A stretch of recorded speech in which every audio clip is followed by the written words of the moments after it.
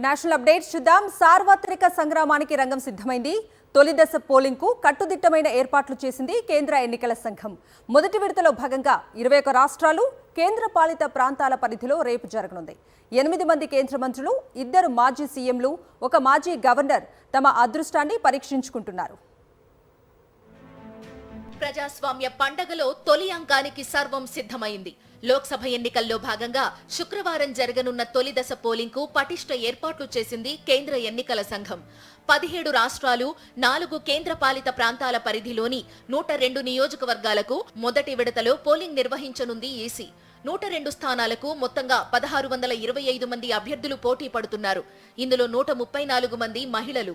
తమిళనాడులో 39, రాజస్థాన్లో 12, ఉత్తరప్రదేశ్లో 8, మధ్యప్రదేశ్ 6, మహారాష్ట్ర, ఉత్తరాఖండ్, అస్సోం రాష్ట్రాల్లో 5 స్థానాలు, బీహార్లో 4, పశ్చిమ బెంగాల్లో 3, మణిపూర్లో 3, అరుణాచల్ ప్రదేశ్, మేఘాలయలో 2, ఛత్తీస్గఢ్, జమ్మూ కశ్మీర్, మిజోరాం, నాగాలాండ్, సిక్కిం, త్రిపుర, అండమాన్ నికోబార్, లక్షద్వీప్, పుదుచ్చేరిలో ఒక్కో స్థానానికి ఓటింగ్ జరగనుంది. లోక్సభతో పాటే అరుణాచల్, సిక్కిం అసెంబ్లీ ఎన్నికల పోలింగ్ నిర్వహించనుంది ఈసీ.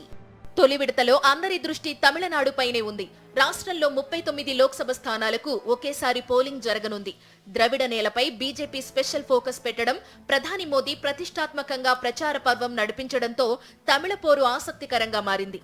రాష్ట్ర బీజేపీ చీఫ్ అన్నామలై కోయంబత్తూర్ నుంచి, తెలంగాణ మాజీ గవర్నర్ తమిళిసై సౌందరరాజన్ చెన్నై సౌత్ నుంచి, డీఎంకే సిట్టింగ్ ఎంపీ కనిమొళి తూత్తుక్కూడి నుంచి పోటీలో ఉన్నారు. సీనియర్ నటి రాధిక బీజేపీ తరపున విరుద్ నగర్ బరిలో నిలిచారు. నితిన్ గడ్కరీ, కిరణ్ రిజిజు, అర్జున్ రామ్ మేఘ్వాల్, ఎల్ మురుగన్, భూపేంద్ర యాదవ్, సర్వానంద సోనోవాల్ సహా 8 మంది కేంద్ర మంత్రులు తొలి దశలో ప్రజా తీర్పు కోరుతున్నారు. అరుణాచల్ మాజీ సీఎం నబమ్ టుకీ, త్రిపుర మాజీ ముఖ్యమంత్రి బిప్లవ్ దేబ్ లోక్సభ బరిలో నిలిచారు.